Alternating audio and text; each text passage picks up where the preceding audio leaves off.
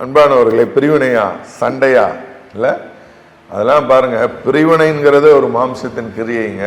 இன்றைக்கி பாருங்கள், நிறைய சிஎஸ்ஐ திருச்சபைகளில் சபைகள் ரெண்டாக இருக்கும். நிறைய சபைகளில் 2 டீமாக இருப்பாங்க. சில இடங்களில் 2 அசனங்கள், சில இடங்களில் 2 டீம் சண்டை, சில மீட்டிங்லாம் முடித்த சண்டை. காரணம் பிரிவினை. எல்லா இடத்துலையும் அரசியல் இருக்க 2 டீமாக இருப்பாங்க. ஆனால் 2 டீமுக்குள்ளேயும் பிரிவினைகள் இருக்கக்கூடாது. ஆண்டவர் சொல்கிறார், ஒருத்தர் பார்த்து ஒருத்தர் சந்தோஷப்படுங்க.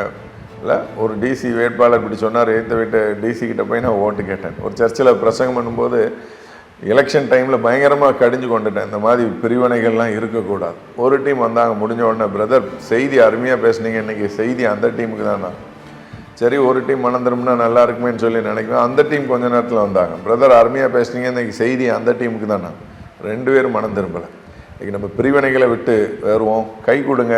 பிடிக்காதவங்க ஜெப கூட்டத்தில் போய் முதலாக உட்காருங்க. கர்த்தர் உங்களை ஆசீர்வதிப்பார். God plus.